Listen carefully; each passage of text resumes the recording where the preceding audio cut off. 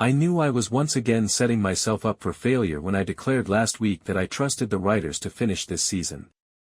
It makes obvious that Bobby's death would have lingering effects, and I once more applaud 911 for delaying closure. However, the protracted denouement results in a disorganized penultimate episode that attempts to blend a high-stakes citywide emergency, some awkward comedy beats, and everyone's residual trauma.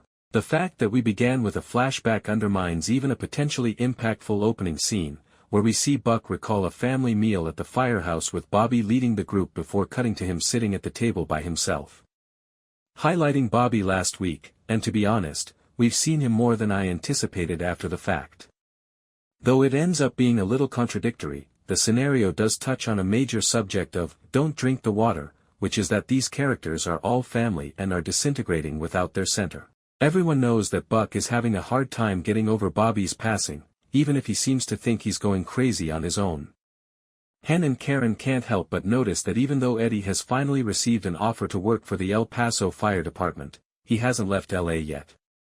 That appears to be due, at least in part, to his concern about Buck. However, the fact that Eddie continues to refer to Los Angeles as home is also rather instructive. In the meantime, Buck returns to Hot Priest, also known as Hot Priest, in search of answers wherever he can.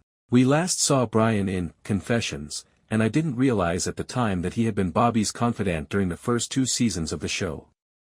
Buck claims that he is attempting to sense Bobby's presence but is unable to do so. If the captain were still alive, he would seek Bobby's counsel on this matter. Buck breaks down when Brian tells him that they can still communicate. "You were mistaken," he tells Bobby. "I'm not okay, even though you said I would be." He needs a sign from his old captain.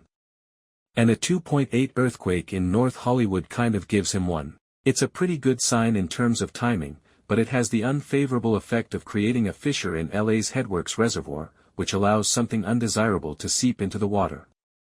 It seems unbelievable to me that a city that has been earthquake-proofed could sustain that much damage from a 2.8.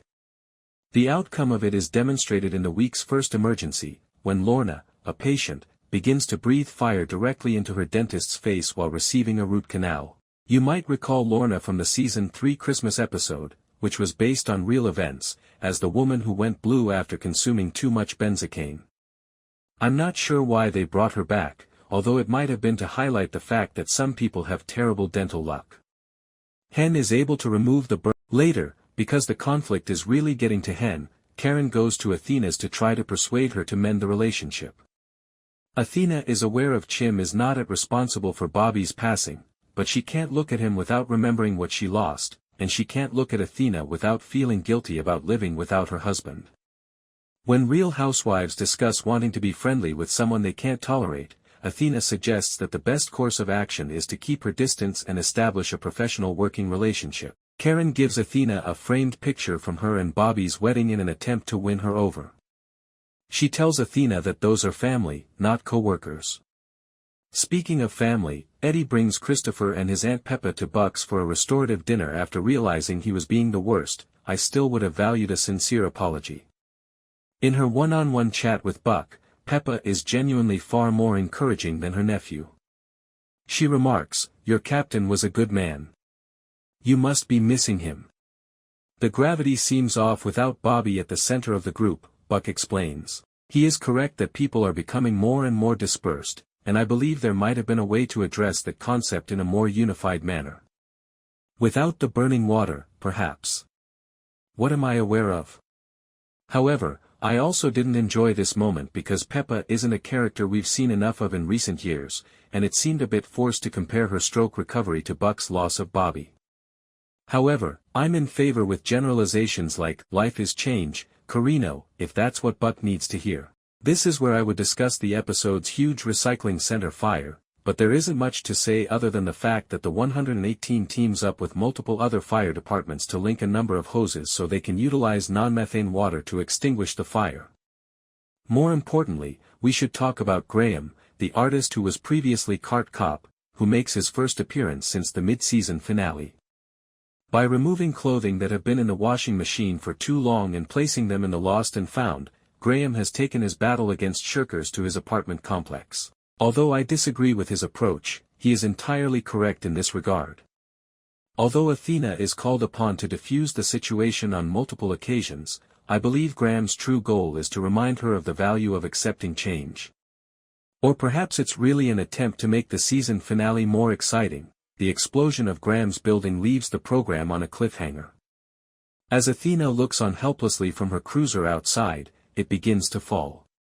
Call log, the choice to reinstate so many tiny characters intrigues me. Did we need to check in with Lorna and Cart Cop? Although I don't mind seeing them, their presence does add to the episode's disarray. The inconsistent tone is also detrimental.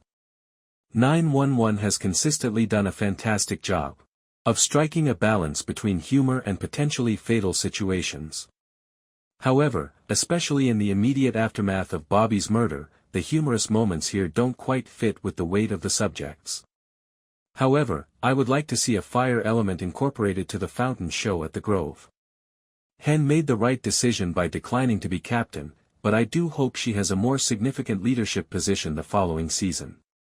She has the ability to keep the 118 together even if she is not their captain.